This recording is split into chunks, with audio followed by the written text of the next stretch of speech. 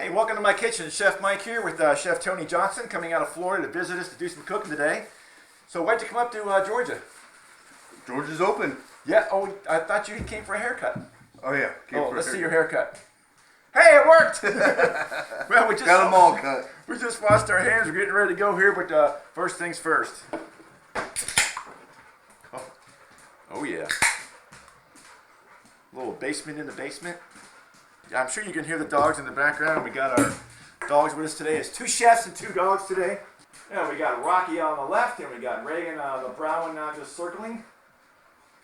Okay, now we're legal. Well, this is the time of year with this COVID-19 happening. I'm looking for things to make, and I dug in the bottom of my freezer, and what did I find? Some nice, beautiful lamb shanks that have been down there for probably about 8 months or so. So I thawed these things out, and we're going to make some braised lamb shanks here today. So if you want to go ahead and start prepping the vegetables out real quick, and we'll get things cranked up. All right, I'm going to peel up some potatoes here and put them in my water. They can sit in the water for 2-3 hours before I have to cook them later. Now, what are you doing over here? I'm going to cut the onions medium dice. And then I have some shallots. And I have some of this elephant garlic as well. I'm going to mince up. Dun, dun, dun, dun. Rocky. You know, I'm going to use some of these small potatoes in here too. Yeah. But I'm going to leave the skins on. Do kind of like a home style. It adds a lot of that little texture and flavor in there. I like a little skin in my potatoes. Okay, I'm going to give these spuds one more rinse. I'm only going to fill them up with water just so they come to the top of the potatoes. I mean, you can actually do this in the oven, but I prefer it on the stovetop on low heat. Just nice and slow and low, a couple hours. Nice. So Chef Tony here, executive chef at a restaurant on a beach in St. Pete, Florida. So he's been out since when? March 26th. And we were out March 3rd with our chef cooking demonstration. So we can't wait to come back. We're chomping at the bit.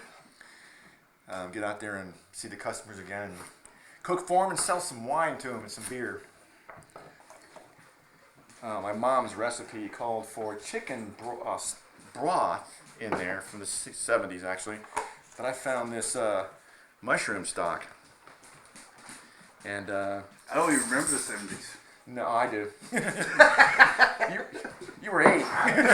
Just make sure you shake it up real good because it's just all the mushroom flavor sediment's going to be on the bottom. We're going to get this Dutch oven good and hot first for about 3 minutes on medium-high heat. And we're going to start doing some braising first. Gonna season these lamb shank. Gonna go pretty hefty with the salt and pepper.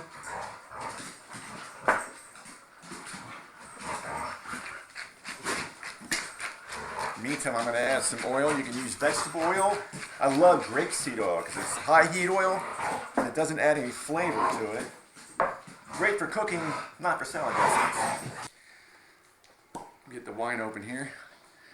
Another thing that was not in the recipe from my mom's cookbook from the 70s, they didn't really cook with a lot of wine back then. They didn't drink a lot of wine either. Mainly it was my dad with his Pabst Blue Ribbon. Well, my pan's good and hot. We're going to get these shanks in here. We're only going to do 2 in the pan though, not all 4. Why are we doing that? We don't want to crowd the pan so we can get even caramelization all over the shanks. The heat stays the same. And how long do you think it'll take to get these things browned off? About half a beer? About half a beer. That's right. Depending on who's drinking. Oh, you see that? That was social distancing on the beer. I'm going to be using this bread and butter Cabernet in the recipe today. This is a delicious cab. It initially called for a whole bottle, but I'm going to only put in a half because I want some with dinner. This bread and butter company, they make a great Chardonnay as well, and a phenomenal Pinot Noir. Oh, look at the color on this. This is looking good here. Okay, these are looking good. We're going to get these nice and colorful into our secondary pot here and get these 2 going now. Look how good that looks. Beautiful. You're on. All right. So we're going to go with the hard vegetables first. Let's get some color on these carrots.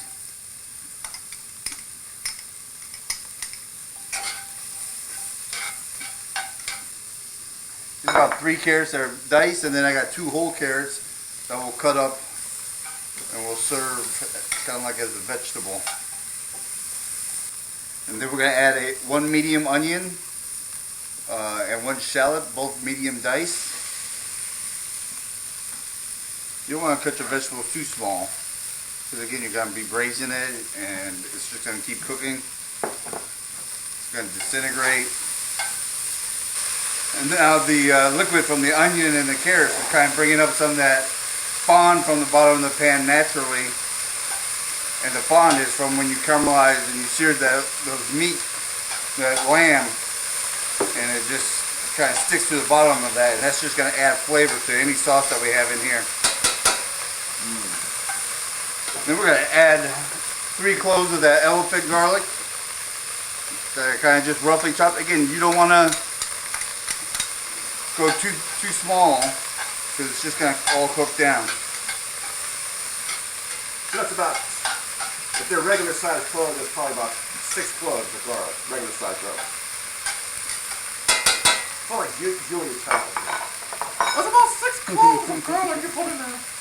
I like to add just a little bit of salt to kind of, again, bring out some of that moisture from the carrots, garlic, and celery. And it kind of helps with the caramelization. Again, we're just building flavors. And I'm going to add the bay leaf in now. About 1 bay leaf, about a teaspoon of dried thyme.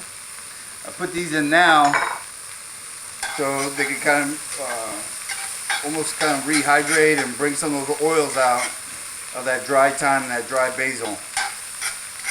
Alright, now we're going to go with a 28-ounce can of diced tomatoes, but these are fire roasted tomatoes.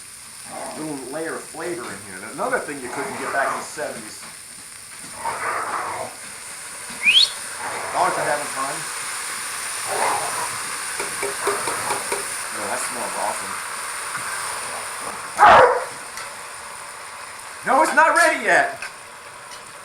Now we're going to add 2 cups of the mushroom stock. Another thing you couldn't find in the grocery stores back in the 70s. You had to make your own, but who the heck made mushroom stock in the 70s? Now we got a 10-ounce can of beef broth. Now we got about, let's put a 1/4 cup of this bread and butter Cabernet in, and we'll have more for dinner. 1/4 cup.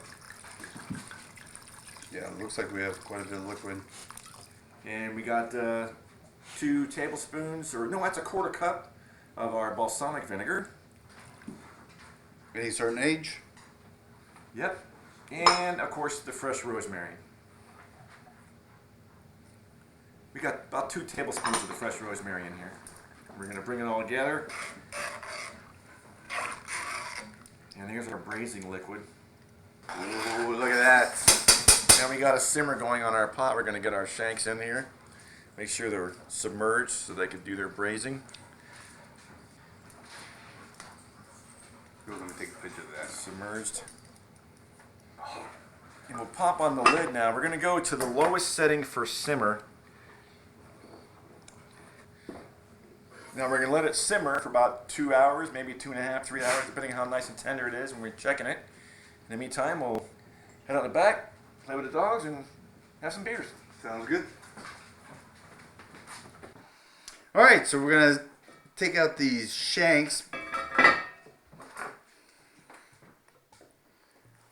Look at that bone. Oh my gosh, look Nice at that. and tender. They've cooked down. They're just... Dang. Have to be very careful at this process because they will fall right off the bone. The sauce, we're going to stir all this stuff up. Kind of incorporate some of that lamb fat that's in there. And then we're going to bring it, ladle some of this broth right into the food processor.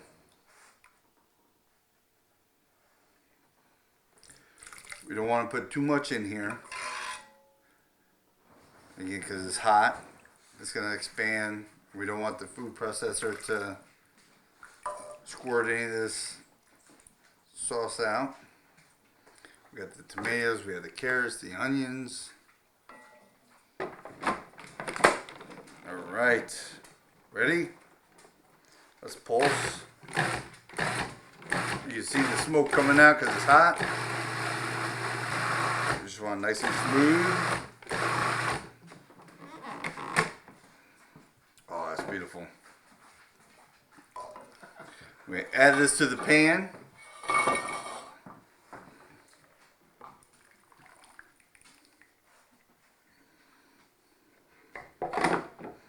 Gonna put it on very low. It's already at the right consistency. It's at nice heat, so we're gonna fold in some butter to give a nice good sheen. And I have my whisk right here. It's cold butter, and we're just gonna whisk this in. It's gonna give a good sheen and a good, nice richness. It's together. We're on low heat here. Yeah, that smells phenomenal.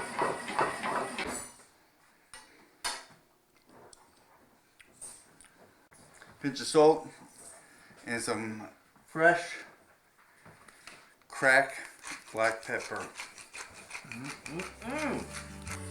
I think we're ready to eat. Alright, let's start plating up.